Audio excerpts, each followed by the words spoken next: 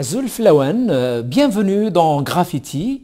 Pour ce présent numéro, il sera largement question de littérature, d'Argentine et de beaucoup d'autres belles choses. Et pour cela, j'ai l'honneur et le grand plaisir de recevoir l'écrivain Laura Alcoba. Laura Alcoba, bienvenue à Berbère Télévision. Bonjour.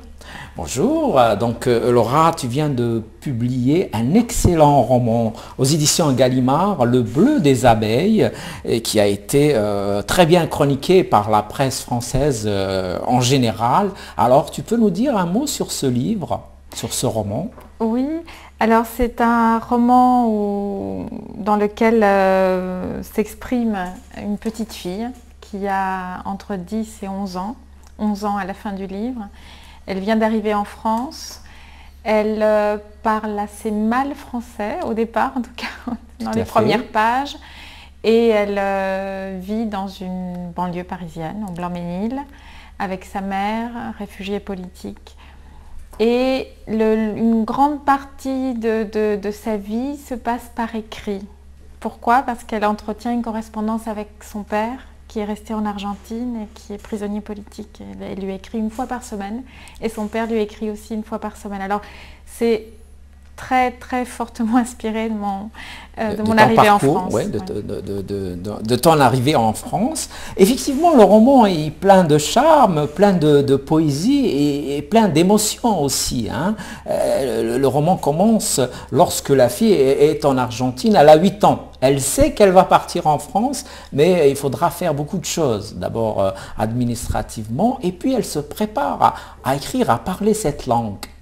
Oui, elle se prépare à La Plata, oui. Dans la salle à manger des grands-parents, où une jeune femme, un professeur de français, vient la voir. Et elle lui apprend des choses à propos de la France, et puis elle essaye de lui apprendre la langue, bien sûr. Donc il y a cette longue préparation, qui est aussi un moment de, je dirais, un moment de rêve, parce que la petite fille rêve de Paris, rêve de cette France qu'elle découvre sur papier glacé d'une certaine manière. Tout à fait. Et ce qu'elle va découvrir à son arrivée en France est assez différent. Mais ce temps de préparation est suffisamment long pour que le rêve aille très loin, disons, parce que donc, ce sont 2 ans et demi d'attente qui sont résumés en quelques pages. Oui. Mais cette longue attente et cette préparation a duré 2 ans et demi. Il se trouve effectivement que pendant 2 ans et demi, j'ai attendu avoir les papiers qui me permettent de quitter l'Argentine et de rejoindre ma mère. Qui était à ce moment-là donc un régime dictatorial, n'est-ce pas? Tout à fait. Donc les militaires avaient pris le pouvoir, donc ils avaient fait des exactions et donc ils avaient mis en prison des gens qui ne pensaient pas comme eux. Hein? Oui. C'était le cas de ton papa, c'est ça? Oui, effectivement, et de ma mère qui a réussi à fuir. Alors, on dit, voilà, c'était moi, c'est un roman. J'ai pris dans ce passé, dans cette histoire personnelle, des moments, des sensations, des souvenirs, sans être dans l'idée de me raconter, parce que ce n'est pas c'est pour ça que j'ai tenu à mettre roman, parce que bien sûr je me souviens de beaucoup d'autres choses qui n'ont pas qui n'ont pas trouvé une place dans le livre. L'idée c'est vrai de prendre des séquences que je trouvais significatives ou des souvenirs qui pour moi signifiaient quelque chose, peut-être par leur charge poétique ou par leur évocation, pour parler à travers mon expérience, c'est vrai, mais au-delà de moi, du déracinement, de l'apprentissage d'une langue nouvelle, et tout cela, d'essayer de l'évoquer depuis le regard d'une petite fille. Et ça, c'est quelque chose que j'avais déjà entrepris il y a longtemps dans mon premier roman, Manège. Ça m'intéresse d'essayer de... Alors, bien entendu, ce n'est pas une enfant qui écrit, c'est moi aujourd'hui. Bien sûr. Essayer de retrouver l'intensité des émotions de l'enfance. En tout cas, tu transmets très très bien donc, cette vision, cette perception de l'enfant. Hein. L'enfant, effectivement, il y a beaucoup de poésie dans ce Bleu des abeilles. Hein. Déjà par le choix du titre. Hein. Alors c'est le papa qui parle des abeilles dans ses lettres à son enfant, qui est maintenant arrivé en France. Oui, alors bien sûr, cette correspondance qui est très importante dans le livre, elle est régulière. Hein, c'est le lien que la petite fille a avec le père, une fois par semaine très exactement. bien entendu, on le comprend dans le livre, la petite fille le sait, et je pense que le lecteur le comprend assez vite, cette correspondance est lue par les gardiens de la prison, par l'administration de la prison. Elle est lue, donc elle est censurée, donc il y a une forme, il y a toute une série de sujets qu'on ne va pas aborder. Le père ne va jamais parler directement de la prison. Tout à fait. Sauf, bon, quand le... Il y a une série de règles qui se... C'est un peu l'absent présent du livre. Hein. Voilà, autour d'une photo, on pourra y revenir que le père attend. Donc il y a toute une série de règles qui disent quand même que, voilà, que le père est en prison. Mais dans cette correspondance, le père et la fille essayent de parler d'autre chose. Et il se trouve que le père de cette petite fille est un grand lecteur. Et il essaye de... malgré la situation, de jouer son rôle de père, je dirais, et de transmettre à l'enfant quelque chose. Et en l'occurrence, son amour des livres. Alors, il va lire, lui, en prison, La vie des abeilles de Maurice Maeterlinck, qui conseille à sa fille de lire en français. Alors, c'est un livre magnifique, d'ailleurs. Hein. Tout à fait. Un grand auteur. C'est une lecture... qui était un petit peu ardue pour une petite fille de 10-11 ans, 11 ans quand elle s'engage vraiment dans cette lecture. Mais c'est ce qui va leur permettre de penser à autre chose, peut-être d'une certaine manière de sauter à pieds joints, au moins dans leur tête, par rapport à cette réalité qui est à la fois celle de l'éloignement et l'emprisonnement, en parlant des abeilles, en parlant des fleurs, en parlant des couleurs. D'où ce titre, hein, puisque d'après Maurice Maeterlinck, dans La vie des abeilles, je ne sais pas si c'est vrai, le bleu serait la couleur préférée des abeilles. Donc... Et donc, même aujourd'hui, tu dis, je ne sais pas si c'est vrai, en tout cas, la petite fille résiste à son père et lui dit, je ne suis pas convaincue. Et comment est-ce qu'on peut savoir que c'est la couleur préférée des abeilles? Elle insiste dans plusieurs lettres. Oui. Donc voilà, c'est un des sujets d'échange avec son père. La préférence des abeilles en matière de couleurs, ou peut-être en matière de fleurs, peut-être en matière de parfums. Voilà. Ils discutent de cela. Et en même temps, c'est bien sûr la manière qu'ils ont de s'évader. Et là, je le dis au sens fort. Hein, bien sûr. De s'évader par les livres, de continuer à avoir une relation malgré la situation et une conversation. Hein. Autour de ce sujet, et en même temps la prison est là, elle ne peut pas le nier tout le temps, refuser de le voir, de l'admettre, notamment autour de cette anecdote, cette 5e photo que le père attend et qui doit correspondre à... Tout à fait. Voilà. Donc le père va attendre longtemps cette 5e photo, et donc tu nous expliques qu'en prison, là-bas en Argentine, en tout cas à ce moment-là de la dictature militaire, on ne permettait aux prisonniers que 5 photos, c'est ça? Voilà. Il avait le droit d'avoir 5 photos dans sa cellule, mais pas n'importe quelle photo. Il fallait que ce soit des photos de gens dont l'administration pénitentiaire connaissait l'identité. Donc le père réclame à l'enfant une photo, la 5e photo. Il a libéré une place, il a 4 photos dans sa cellule et il attend une photo de l'enfant et de sa mère sur une même photo. Comme ça, bien sûr, il pourra avoir deux visages sur un seul support. Et la petite fille n'en voit pas cette photo, elle n'arrive pas à l'envoyer. Alors, cette anecdote est authentique. Je l'ai retrouvée en lisant la correspondance que j'ai gardée de mon père. Hein, oui, c'est ce que tu dis à la fin du livre. Tu dis que tu as relu en fait la correspondance en 2012, c'est ça? Oui, tout à fait. Et c'est à la suite de cette lecture, des années plus tard, j'avais gardé ces lettres pendant très longtemps, je les garde encore. Je ne les avais pas relues depuis 79, 80, 81. Mon père a été libéré au milieu des années 81. Donc c'est une lettre par semaine, ça fait beaucoup de lettres. Ça fait je beaucoup les avais de lettres, gardées, voilà. Oui. Je les avais gardées durant tout ce temps et je les ai lues donc il y a maintenant un an et demi. Et c'est suite à cette lecture que, disons que le livre a pris forme. Hein. C'était une lecture très forte. Alors, bien sûr, il y a énormément de sujets qui sont abordés dans ces lettres, mais cette anecdote, il y en a d'autres. Hein. bien sûr toute la discussion autour de Maurice Maeterlinck, elle me semblait très forte. D'abord, j'étais bouleversée en lisant cela, je ne m'en souvenais pas, parce que mon père réclamait cette photo et visiblement je n'ai pas mes lettres, je n'ai gardé que les siennes, les miennes se sont perdues. Les vôtres, ils sont partis, quoi. C'est voilà, présent, quoi. On ne peut pas les retrouver. On ne peut pas les retrouver. Donc je voyais ces lettres d'une semaine sur l'autre dans lesquelles mon père me réclamait une photo que visiblement non seulement je ne lui envoyais pas, mais je faisais dans mes réponses, puisque entre ces lettres, il y avait les miennes, hein, qui n'étaient pas là, que je ne peux plus voir, mais visiblement je lui répondais, et il ne comprenait pas pourquoi je faisais comme s'il n'avait rien demandé.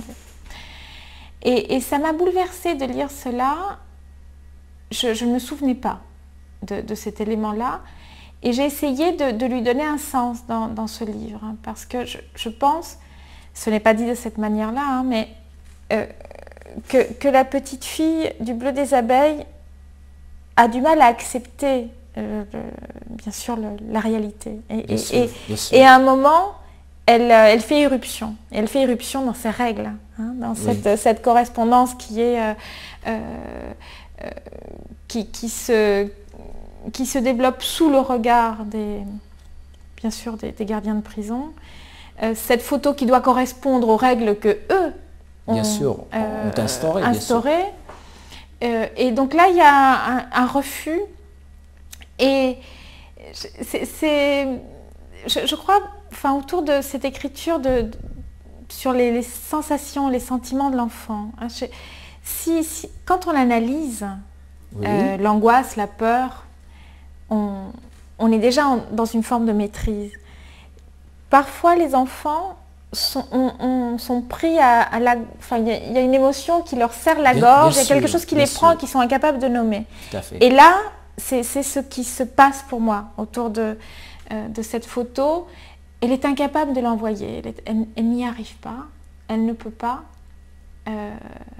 parce que c'est aussi se soumettre aux règles de la prison. De la prison. Et en même temps, elle fait souffrir son père énormément dans cette attente. Donc il y a quelque chose de compliqué là. Mais voilà le genre de choses. Mais elle va finir quand même par l'envoyer. Elle va finir par l'envoyer. Peut-être après qu'elle-même comprenne qu'elle peut aussi avoir sa place dans ce pays d'adoption, la France. Tout à fait, c'est lié. Parce que tu racontes de manière superbe, franchement, d'abord son arrivée, je t'en prie, d'abord son arrivée et des illusions, elle ne va pas habiter Paris, elle va habiter pas très loin, mais c'est en banlieue, hein, c'est au Blanc-Mesnil, voilà. Oui. Ah, c'est tout un monde, hein. Ce n'est pas le Paris hein, de son enseignante de français à La Plata, n'est-ce pas? Oui, c'est une autre France, c'est à côté de Paris, il y a des Français et puis beaucoup de gens qui ne sont pas français. Elle cherche au départ les enfants français parce qu'elle est dans une cité où il y a beaucoup de Portugais, beaucoup d'Espagnols et puis dans une autre cité à côté, beaucoup de Maghrébins et voilà, elle découvre un monde qu'elle n'imaginait pas. Elle découvre un monde dont son enseignante à La Plata ne lui a pas vraiment raconté l'existence, n'est-ce pas? Non, c'est une... Donc il y a de la déception et en même temps de l'aventure là-dedans. Il y a de l'aventure, mais après quand même, Paris n'est pas très loin. Et puis la petite fille va aller avec sa maman qui travaille, hein, qui s'occupe des enfants. Oui. Et là, elle rencontre un peu ce Paris dont elle a rêvé. Et puis, tu décris une scène où elle s'assoit avec un garçon qui est très sympathique, qui est français, qui est blanc, qui lui donne des bonbons, mais ils ne se parlent pas. Oui, parce qu'il se trouve que la mère de l'enfant travaille avec des enfants qui ont des handicaps ou des problèmes psychologiques. Oui. Et notamment là, c'est un enfant qui a un problème de communication très, très fort. Donc il y a toutes ces... Je pense que la petite fille du Bleu des Abeilles, la narratrice, est très sensible aux enfants différents, aux enfants en souffrance, aux enfants décalés, hein, pas toujours en souffrance, mais décalés, différents, qui ne sont pas ce qu'on imagine ou ce qu'on attendrait d'un enfant dans un manuel. Tout à fait, mais la narratrice est courageuse, donc elle se dit toujours au fond d'elle-même, sans que l'écrivain le dise, qu'elle va faire son chemin. Hein. Elle rentre à l'école après. Et à l'école, ce n'est pas facile aussi. Oui, parce que bien sûr, il y a le problème linguistique. Elle parle un peu français, pas beaucoup, elle a un accent très fort. Et cet accent, elle voit bien qu'on la regarde différemment, qu'on l'aperçoit différemment, qu'on a l'impression de prendre moins au sérieux ce qu'elle a à dire, et elle en a honte. Donc il y a ce défi linguistique, s'approprier la langue. Il y a tout un travail presque dans sa bouche, sous son nez, qui est de l'ordre des sens, qui est très physique. Hein, tout à fait. Parce qu'il y a quelque chose de très physique dans l'appropriation d'une langue et de son. Et elle va passer par elle va suivre ce chemin avant de vraiment se lâcher dans la langue et entrer dans la langue. Et donc il y a des exercices comme un sportif. Ouais. Tout à fait. Et puis elle se fait des petits copains. Hein. Ils s'approchent en tout cas, ils discutent. Mais un jour, ils se fâchent parce qu'elle a osé dire qu'elle vient d'un pays très loin et qu'elle a pris l'avion. Et ses petits copains d'école ne la croient pas. Oui, parce que l'Argentine, pour eux, c'est une station de métro. Voilà. Et ils n'imaginent pas que ce pays existe de l'autre côté de l'océan, de l'autre côté de l'Atlantique, si lointain. Donc là, autre moment où la petite fille est dans l'émotion, parce que finalement, ce passé qui est si important, si lourd quand même sur ses épaules, pour les autres, il est attaché à un pays qui n'identifie même pas, dont ils ignorent l'existence. Et donc les petits-enfants croient qu'elle se joue d'eux, hein, qu'elle est devenue arrogante, qu'elle invente cette histoire. Oui, qu'elle se vante d'avoir pris l'avion, voilà. Alors qu'eux n'ont jamais pris l'avion. Mais il y a un événement historique sportif qui va venir à son secours. Heureusement que le foot existe, donc heureusement que l'Argentine avait battu la Hollande au final de la Coupe du Monde 78, 3-1. Donc le papa de l'un des enfants leur dit, oui c'est vrai, l'Argentine existe, la Coupe du Monde a été organisée là-bas. Oui, l'Argentine existe dans cette cité du Blanc-Ménil qu'autour du ballon rond. Donc il y a quelque chose d'extrêmement cruel, dérisoire, et en même temps c'est ce qui la sauve de cette situation. Tout d'un coup, elle ne passe plus pour une menteuse, elle n'est plus en train d'affabuler. L'Argentine existe parce qu'il y a le football. Et il y a eu le football et parce que donc elle a organisé le football, la Coupe du Monde en 1978 qu'elle avait remportée effectivement. Oui, dans des conditions un peu étranges parce que c'était en pleine dictature et on pense que, enfin, il y a de fortes chances pour que cette Coupe du Monde ait été truquée. C'était un match arrangé, je ne crois pas. Moi-même, je suis de près le football et l'équipe d'Argentine était très très forte. C'est vrai, oui. Très très forte. C'est peut-être l'une des meilleures équipes d'Argentine. Hein. Oui. Il y avait d'excellents joueurs à l'exemple de Kempes, de Luque, d'Ardiles. Hein. C'était une grande équipe de football. Pour le représentant africain à ce moment-là, c'était la Tunisie qui avait fait aussi une belle prestation. Oui. Et donc cette narratrice va continuer son chemin et un jour elle va demander un livre et la couleur bleue va revenir à travers ce livre et il y a comme un malaise entre l'échange de la bibliothécaire et de l'enfant. Voilà, parce que donc je l'ai dit, donc il y a cette correspondance autour du bleu et des abeilles. Et donc la petite fille veut aussi à son tour apporter quelque chose dans cette discussion avec son père. Et elle voit dans la bibliothèque un livre qui s'appelle Les fleurs bleues. Voilà. Donc comme dans la correspondance avec son père, il y a eu tout un débat sur est-ce que les abeilles préfèrent vraiment le bleu ou est-ce qu'elles ne vont pas vers les fleurs bleues parce qu'elles préfèrent le parfum peut-être des fleurs bleues et non pas la couleur. Bon, donc elle se dit peut-être qu'il y a une réponse à toutes ces questions dans ce livre qui s'appelle Les fleurs bleues.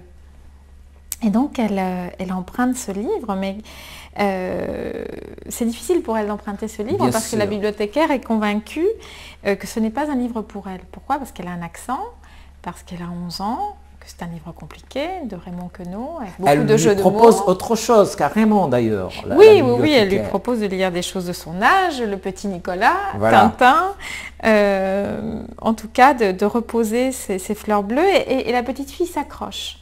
Elle va s'accrocher à ce choix et elle va quand même emprunter ce livre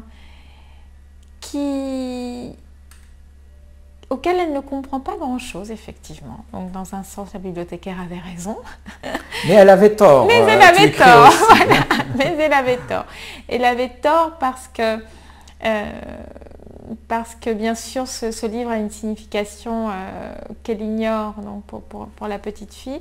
Et parce qu'à la fin, et ça c'est quelque chose que je crois fortement, parfois, quand on se lance des défis, je ne sais pas, je pense par exemple au premier livre de philosophie que j'ai lu, je n'ai pas compris non plus. Mais quand même, quelque chose reste, quelque chose se transforme, on ne sait pas comment.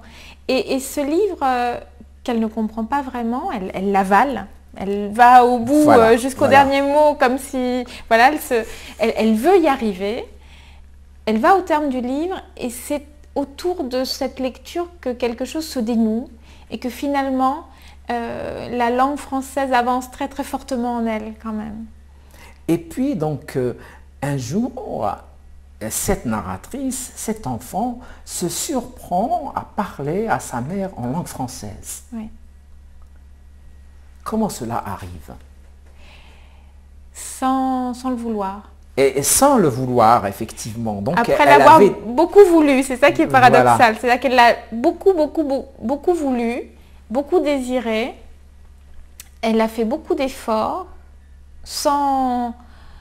en ayant l'impression que ses efforts étaient vains, ou voilà, elle n'était jamais satisfaite du résultat. Et un jour, elle parle français spontanément, sans avoir pris la décision au préalable. Ça c'est venu comme ça. C'est venu comme ça, et donc Le Bleu des abeilles, qui je rappelle est sorti récemment aux éditions Gallimard, est un long poème, hommage à la langue française, n'est-ce pas? Oui. On peut percevoir ainsi ce livre. C'est une langue très fortement désirée, pour plein de raisons.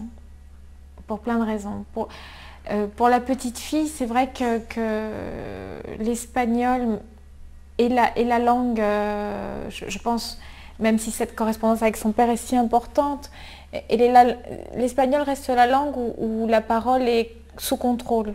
Oui. Sous le regard d'autrui aussi. Avant, dans ce que j'ai évoqué dans Manège, où il y avait aussi le désir de la reconstruction donc d'une expérience enfantine autour de la dictature, c'est la langue dans laquelle on a peur de commettre une faute, de faire un faux pas, d'en dire trop. C'est la langue où la petite fille apprend davantage à se taire qu'à parler. Et c'est pour cela qu'il y a un tel désir de la langue française aussi. C'est un peu la langue de la liberté d'un autre pays. On va tenter en tout cas de se reconstruire, n'est-ce pas? Oui, tout à fait. Et elle est fascinée par cette langue, par les sons, par la complexité des voyelles françaises qui lui font découvrir des endroits de son palais qu'elle ne connaissait pas bien. Parce que quand on parle espagnol, pour un hispanophone, prononcer une nasale, c'est très compliqué. Un an, un on. Donc tout ça la fascine. C'est un voyage. Hein, et c'est un voyage en elle-même, c'est un voyage dans la langue. Et d'ailleurs, le début du livre, la toute première phrase du livre, c'est le point de départ de mon voyage se trouve quelque part sous mon nez. Tout à fait. Ce voyage, c'est le voyage dans la langue française. Tout à fait. Donc, c'est toute une opération qu'elle effectue, cet enfant, hein, à travers des années. Et puis, donc, un jour, elle participe aussi, elle est invitée au ski. Oui. Et là, elle sera accompagnée, on va dire, de gens qui parlent bien français. Oui, qui parlent bien français et puis qui mangent comme des Français, qui mangent du reblochon. Tout à fait. Et donc ces expériences sonores et gustatives se mêlent. Ça fait aussi partie du voyage. Et le reblochon, non seulement ce mot finit par une nasale, mais c'est une expérience gustative qui a à voir beaucoup avec le nez aussi. Tout à fait. Donc tout cela se fait écho dans le livre. Et les autres personnages qu'on n'entend pas beaucoup, le père, même la mère et même l'ami de la mère, pourquoi ils sont un peu, on va dire, distants de l'histoire elle-même? C'est ce que tu as voulu dire? C'est uniquement le parcours de cette fille que tu voulais retracer un petit peu? Je ne sais pas s'ils sont distants, ils sont présents, mais oui, il y a une forme de solitude de l'enfant, mais qui est sans doute vécue déjà plus tôt, hein, puisque le bleu des abeilles, même s'il peut se dire complètement indépendamment de mon premier roman, reprend cette expérience d'une enfance qui s'est développée dans un moment de grande violence politique et du coup dans une forme de solitude et de carapace particulière. Donc c'est un enfant qui a une vie intérieure forte parce qu'elle a été élevée dans la peur de parler. Bien sûr. Bon, là ce sont d'autres peurs qui prennent le relais. Donc c'est une enfant assez solitaire, oui. Mais en même temps, notamment la correspondance avec le père a une part très importante dans sa vie et d'une manière générale, l'écrit, la littérature, les mots, hein, ça devient un espace pour elle où elle essaye de grandir, où elle va grandir. Tout à fait. On fait juste une petite pause et on revient au débat. On revient donc au débat avec l'écrivain Laura Alcoba qui vient de publier aux éditions Gallimard un roman, Le bleu des abeilles. Et donc Laura Alcoba, on disait que ce roman, c'est un peu une initiation dans un autre pays pour un enfant qui cherche ses marques dans un univers assez hostile, mais qui arrive quand même finalement à vaincre tous ces obstacles, n'est-ce pas? Oui, peu à peu, oui. C'est un chemin, c'est un voyage, hein, au sens fort. On essaye d'aller plus loin. Donc cette fille, cette narratrice, au final, va donc terminer ce livre difficile à lire, hein, le livre de Queneau, hein, tout comme est difficile son apprentissage général, hein, durant des années, et le livre se termine presque par une délivrance dans la mesure où maintenant elle peut parler en langue française et maintenant elle peut envoyer la 5e photo à son papa qui est en prison, qui est un prisonnier politique en Argentine, donc du temps de la dictature, n'est-ce pas? Oui, autour de la lecture se dénouent beaucoup de choses. D'une certaine manière, la petite fille trouve un lieu où vivre, une nouvelle langue qui lui est propre, qu'elle sent à elle et donc elle se sent en mesure d'envoyer cette 5e photo qui était attendue depuis des mois. Depuis déjà un moment, son père attendait cette photo. Et tu ne le dis pas, Laura Alcoba, dans le livre, mais le père va finir par sortir quand même de prison. Oui, plus tard, bien plus tard. Hein, bien plus tard. Hein. En 81. Oui. En 81, donc elle arrive en France en 79. 79, voilà, bon, puisque je l'ai dit précédemment, donc c'est très directement inspiré à tes anciens de l'histoire, hein. de mon histoire. Donc mon père a été emprisonné en 75. D'accord.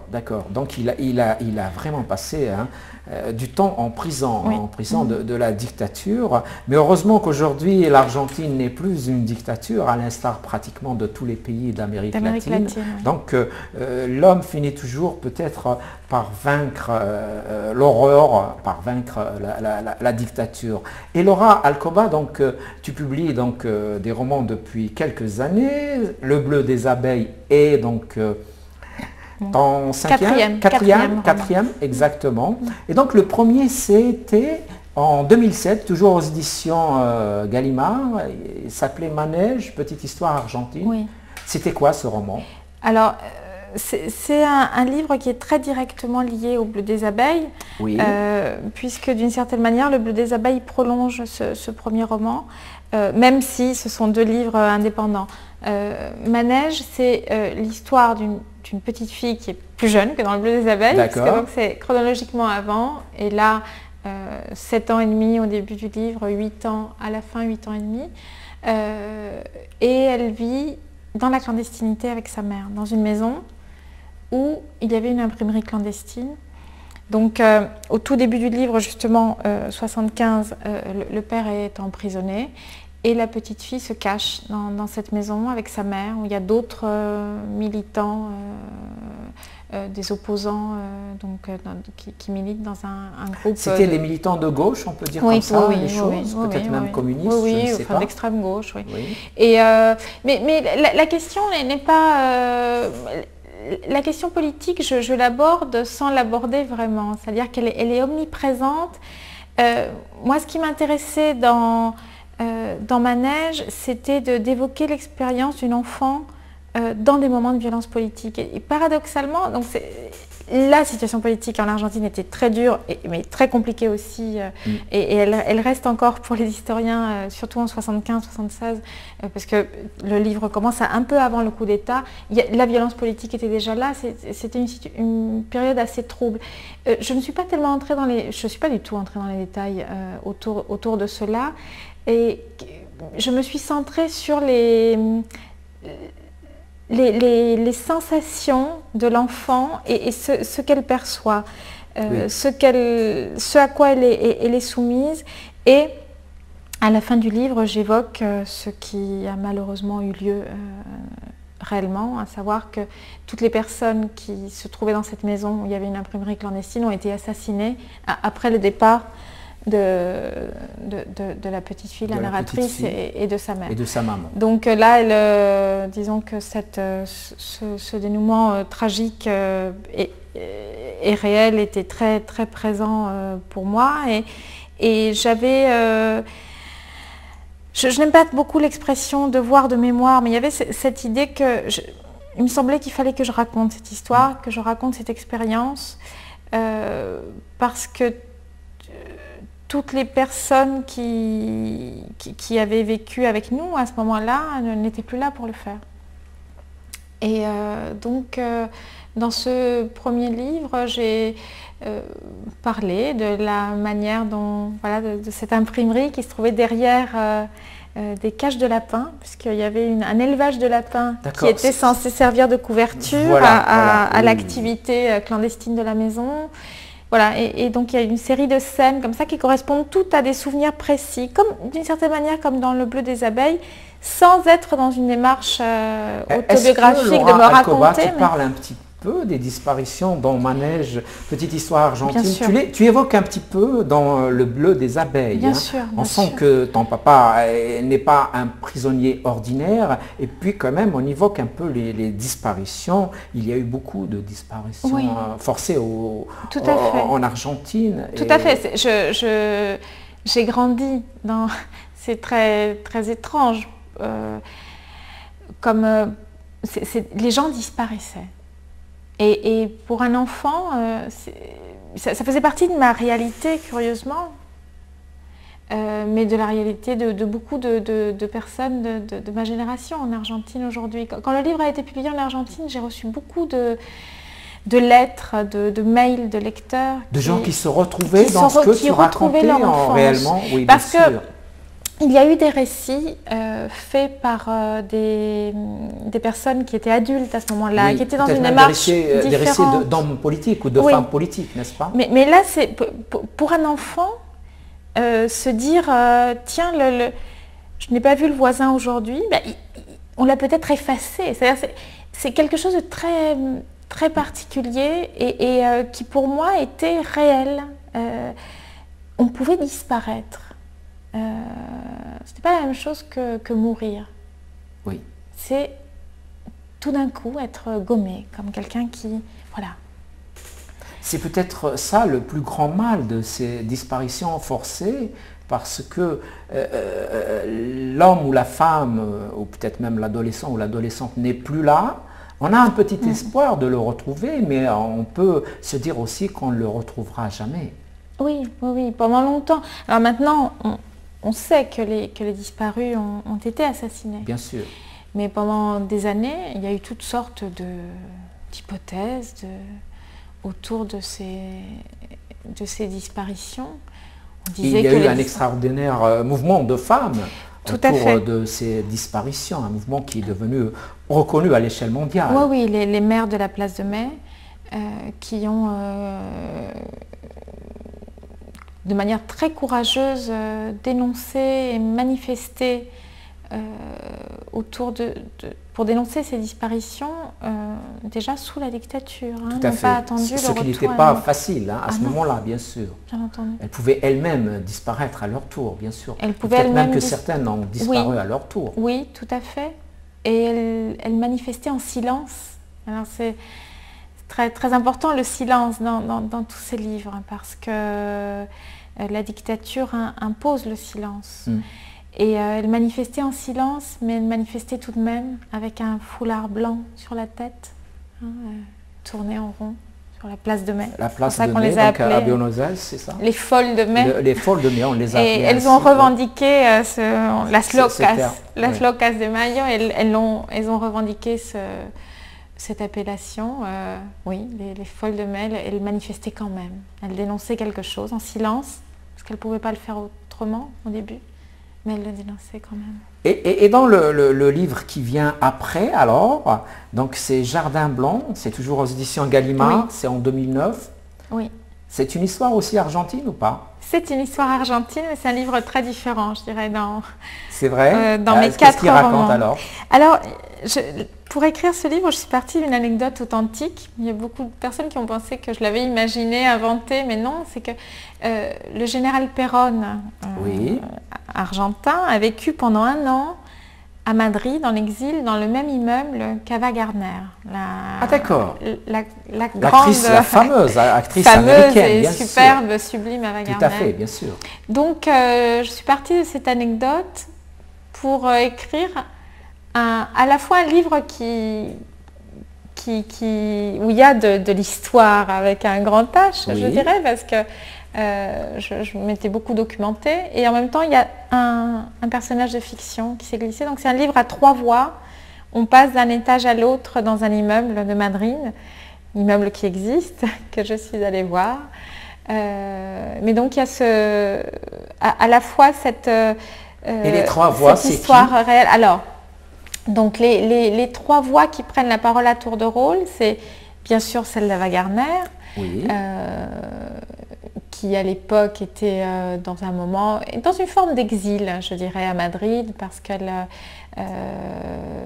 comme beaucoup de femmes, surtout ces actrices américaines des années 50-60, là ça se passe en 1960, je dirais que sa beauté était à la fois une force et un fardeau.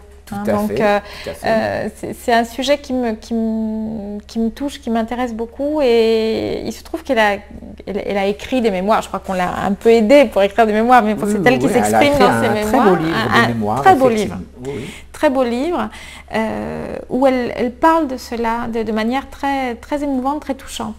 Et donc l'autre voix est attachée, je dirais, à l'appartement du général Perón, mais ce n'est pas celle du général Perón, c'est celle d'un fantôme.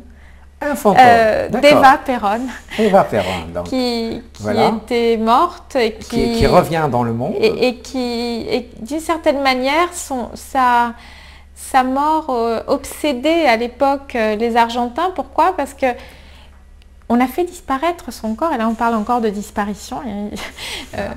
Après sa mort, c'est ça? Tout à fait. Son corps avait été embaumé, il y a eu un coup d'État, Elle était extrêmement populaire et on craignait qu'autour de son corps, il y ait des rassemblements et des mouvements de contestation qui prennent son, je dirais, je sais pas, qui trouvent son origine là. Donc on a fait disparaître son corps et cette absence obsédait les Argentins qui voulaient savoir où elle était, qui s'interrogeaient sur cette disparition. Il y a eu encore toute une série de récits, de légendes autour de ce corps dont on ignorait le destin à l'époque. Il se trouve qu'elle était enterrée sous un faux nom en Italie, à Milan. Enfin, c'est une histoire totalement rocambolesque et vraie. Plus tard, c'est oui, ça? La vérité historique, c'est celle-ci. Oui, d'accord. Dans les années 70. On va le découvrir plus tard. Et là, c'est le moment où Eva Perón est dans tous les esprits, mais personne ne sait où elle est. Voilà, donc c'est pour ça que c'est son fantôme qui prend la parole. Et l'autre voix, la troisième voix, sont 3 femmes. Donc la troisième voix, c'est celle d'un personnage de fiction, Carmina. Une jeune femme qui a un secret, bon, je ne vais pas tout qu'on dévoile, qu'on découvre à la fin du livre. Oui. Et ce sont 3 destins qui se font écho. Ils se font écho, ils s'entrecroisent d'une certaine façon, bien sûr. Oui. Ils racontent en même temps un seul pays, l'Argentine, n'est-ce pas? Oui, mais aussi... Même si ça se passe en Espagne, comme ça se passe en Espagne, l'Argentine est très présente, mais aussi le cinéma est très présent par Ava Gardner. Et la sublimissime Ava Gardner, effectivement. Et donc, il y a différents fils. Je disais, les 3 histoires se font écho, elles se font écho différemment. Elles se font écho autour du corps féminin, je crois, en grande partie. Hein. La difficulté peut-être pour une femme, en tout cas pour Ava Gardner, de ne pas être seulement une image, de ne pas exister seulement dans le regard des autres. Ce sont 3 femmes qui ont quelque chose à dépasser, qui doivent prendre possession pleinement de leur corps, je dirais. Voilà ce livre qui... 3 femmes qui cherchent à s'affirmer peut-être, oui, réellement. Oui. Voilà, à être respectées pour ce qu'elles sont d'abord, des êtres humains, c'est ça? Oui. D'accord. On peut le dire comme ça. D'accord. Et l'autre roman, alors, qui est paru toujours aux éditions Gallimard en 2012, je crois, Les Passagers de l'Anna C. Oui. C'est quoi ce texte alors? Alors, c'est un roman aussi, même s'il est très, très directement inspiré et qu'il essaye de reconstruire un voyage authentique, qui est celui qu'ont fait mes parents avec d'autres personnes à Cuba, alors qu'ils étaient très très jeunes, dans l'idée de rejoindre le Che Guevara. Donc c'est l'histoire de cette jeunesse idéaliste de la fin des années 60, romantique. Ce fut l'époque, n'est-ce pas? Voilà, donc j'ai retrouvé des survivants. Et j'emploie le mot survivant à dessein parce qu'il se trouve que la plupart des personnes qui ont participé à ces aventures révolutionnaires dans les années 60-70 en Argentine ont trouvé la mort. Hein. Donc là, dans les années 70, au début des années 70, au milieu des années 70 encore, 76, donc jusqu'en 77. Donc la plupart des personnes qui ont pris part à ce grand périple sont mortes de manière violente par la suite, mais j'ai réussi à retrouver, donc en dehors de mes parents, 2 autres personnes qui ont fait ce voyage fou, parce qu'ils ont quitté l'Argentine pour se rendre en Europe. Hein. On dirait, a priori, ce n'est pas le chemin le plus court pour aller à La Havane, mais ça l'était géographiquement, pas du tout. Ça l'était politiquement, parce qu'à l'époque, bien sûr, il y avait le rideau de fer, donc il valait mieux passer par Prague plutôt que par le Mexique pour aller à La Havane. Donc ils sont passés par l'Europe, ils sont partis en septembre 66, ils sont arrivés en Europe, de là ils ont franchi, bien sûr, traversé le rideau de fer. Et ils sont allés donc à Cuba en passant par le Canada, donc grand périple. Et là, confrontation avec à la fois l'expérience révolutionnaire et la réalité aussi de Cuba à ce moment-là. Donc c'est une histoire de, je dirais, de jeunesse, d'idéalisme, aussi un roman d'apprentissage, de jeunesse. Est-ce que tes parents, dans le roman, vont rencontrer le Che? Donc Che Guevara, qui lui aussi argentin. Peut-être. Ce n'est pas sûr. C'est-à-dire qu'il lui court après toujours. Ils doivent le rejoindre. Mon père, effectivement, était dans un groupe qui devait rejoindre le Che Guevara en Bolivie. D'ailleurs, il y a une série de groupes dont le Che Guevara parle dans son journal de Bolivie. Il était dans un de ceux-là. Oui. Et d'autres personnes, donc, parce que je me suis servi de plusieurs témoignages. Mais le Che Guevara est assassiné, comme on le sait, et cette phase, je dirais, n'a pas lieu, alors qu'elle est sur le point de se réaliser. Maintenant, le personnage qui correspond à mon père, et donc dans la mémoire de mon père, il y a peut-être une rencontre avec le Che Guevara. Il n'en est pas certain, parce que c'était le moment où le Che Guevara s'était lui-même grimé et changé physiquement pour quitter Cuba et faire aussi le chemin inverse et se rendre en Bolivie où il a essayé d'ouvrir ce front. Donc moi, ce qui m'intéressait beaucoup là, par exemple, autour de cette anecdote, le personnage de Manuel disant « Je crois avoir vu le Che Guevara, mais je n'en suis pas sûre ». Il me semblait que ce doute faisait autant partie de l'histoire que ce qui était certain et avéré, parce que dans ce doute, il y a peut-être aussi le rêve, il y a peut-être aussi le fantasme, mais peut-être qu'il l'a croisé effectivement sous un autre nom, sous une apparence qui n'était pas exactement celle à laquelle on est habitué. C'est aussi un livre où il est beaucoup question de clandestinité, de faux noms, de changement d'identité, de changement d'apparence. Donc ce doute et cette rencontre avec quelqu'un qu'il pense être le Che Guevara mais qui ne ressemble pas au Che Guevara, ça dit beaucoup aussi de cette expérience. Et ces passagers, alors, vont-ils revenir en Argentine? Oui. Ils vont revenir en Argentine avec... à bord d'un bateau, l'Anacé, d'où le titre. Donc d'où le titre. Et ils reviennent avec une certaine désillusion ou pas? Oui, je crois. Est-elle dite, est-elle nommée, formulée, est-ce qu'on la formule, ou je pense qu'on la pressent. En tout cas, ils reviennent changer. Et en ayant peut-être conscience déjà que c'est une aventure dans laquelle on peut perdre la vie, et c'est ce qui va attendre beaucoup d'entre eux.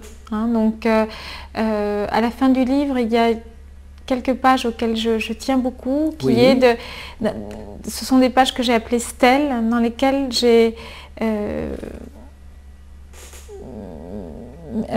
répertorié ou fait la liste des personnes que j'évoque dans le livre et qui ont trouvé la mort par la suite. Oui. Et c'est très troublant parce que c'est encore une histoire de fantôme. Hein. La plupart des personnes qui ont pris part à cette aventure ont trouvé la mort dans les années qui ont suivi, alors qu'ils avaient une vingtaine d'années. Hein, tout à fait. Mais qu'est-ce qui, au départ, avait poussé tous ces gens-là à ce romantisme révolutionnaire, à ce désir de changer le monde?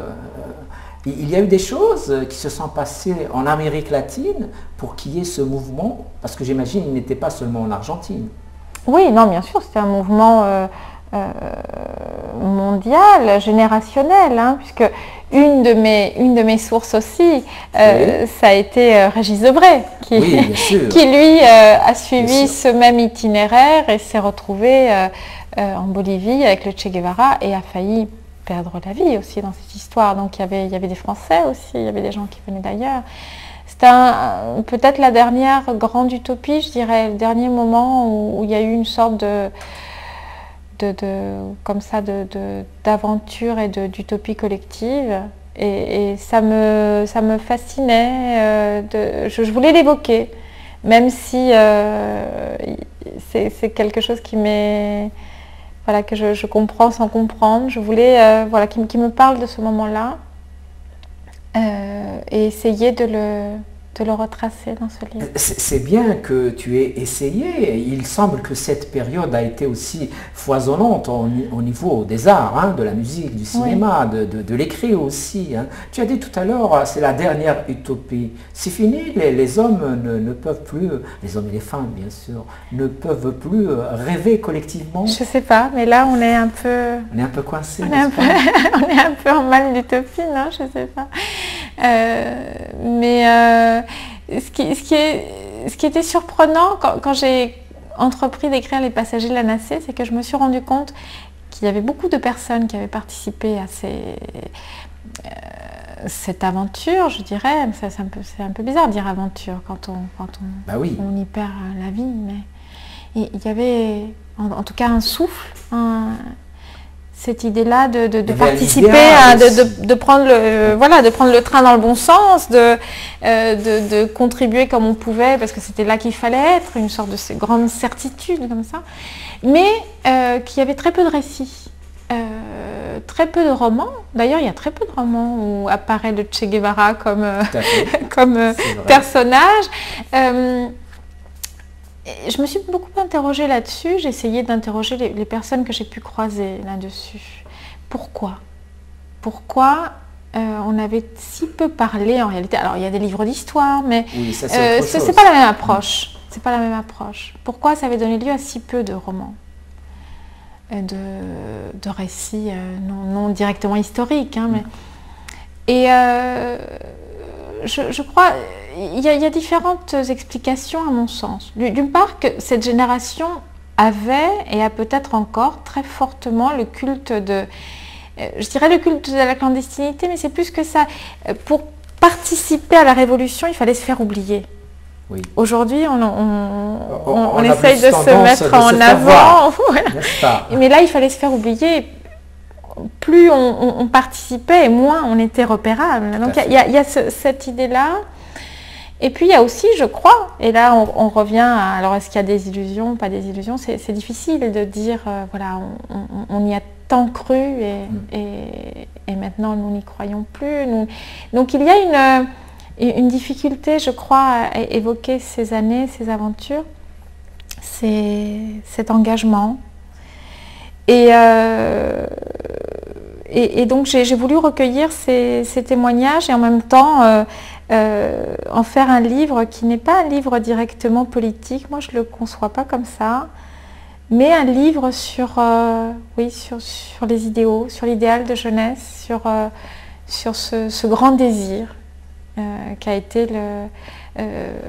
qu'a représenté ce mouvement-là, et sans être dans la nostalgie du tout, parce que c'est le désir qui a été celui de la génération de mes parents et pas le mien, mais dire quelque chose de ce moment-là, laisser une trace, parce que ce sont aussi des histoires terribles, passionnantes, qui étaient en train de se perdre sans laisser de traces, parce qu'il y a eu ce culte de la clandestinité, du secret et du silence, qui fait que ces histoires-là,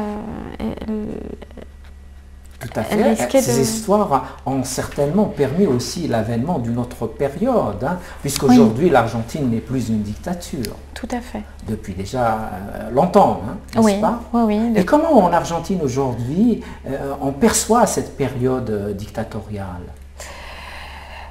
Il y a eu un travail très, très fort, très important autour des droits de l'homme, un travail qui s'est fait, la justice a fait un travail remarquable. Tout à fait, la justice argentine a poursuivi les généraux, certains ont même été jugés récemment. Oui, alors récemment, c'est vrai, c'est compliqué, parce qu'il y a eu un moment où il y a eu d'abord des procès, et puis il y a eu une amnistie. Qui était venu trop tôt. On est revenu sur l'amnistie. Voilà, qui était venu trop tôt parce que c'était encore choisir le silence. Hein. Il faut la réconciliation et la paix ne peut advenir que lorsqu'on a vraiment jugé et fait le travail de vérité qui est nécessaire. D'ailleurs, il y a eu des procès très intéressants qui s'appellent Juicio por la verdad. Où il ne s'agissait pas, ce sont des procès pour la vérité, pour savoir ce qui s'est passé. Il ne s'agissait pas vraiment de juger quelqu'un, mais il fallait lire cette page de l'histoire. Voilà, parce que le silence, la peur, l'autocensure, la peur de dire a été tellement forte durant ces années que c'était nécessaire qu'il y ait cette espèce de parole comme ça publique et collective et devant le pays, de tout un pays, hein, je crois. Et voilà, c'est quelque chose qui s'est fait dernièrement et je dois dire qui est très, très important, un moment très, très fort. Qui n'est pas venu tout de suite. Je pense que sans doute ce n'était pas possible. Hein, ce n'était pas possible matériellement, bien sûr. Oui, et je pense il est nécessaire qu'il y ait un temps de... après les grands traumatismes de l'histoire, la parole ne peut pas se libérer immédiatement, facilement. Il y a un temps où encore tout le monde est en état de choc et puis on peut raconter, dire des années plus tard, peut-être une génération plus tard, hein, je crois, là, c'est le cas pour moi et je pense à beaucoup d'écrivains argentins qui le font aujourd'hui. Il y a des écrivains argentins qui ont été à la hauteur, à l'instar du grand Ernesto Sabato. Bien sûr, bien entendu, et d'autres écrivains aujourd'hui jeunes qui font partie, je pense notamment à un écrivain, Félix Brusone, qui est fils de disparu et qui lui, voilà, il y a parfois besoin d'une génération, hein, pour pouvoir aborder certains sujets parce que la douleur a été trop forte et sur le moment immédiatement après la dictature. Et la justice fait son travail, a fait son travail dernièrement et le fait encore. Bon, il a fallu tout ce temps. Il a fallu tout ce temps et notre temps à nous arrive à sa fin. Oui. Peut-être qu'on a oublié quelque chose, Laura Alcoba, ou peut-être un dernier mot, je ne sais pas. Merci de m'avoir invitée. Je t'en prie, je te dis bonne continuation dans tes écritures et à bientôt. Merci. Vous aussi, mes amis, je vous dis merci de nous avoir regardés, merci de nous avoir écoutés. Portez-vous bien, prenez soin de vous. Au revoir.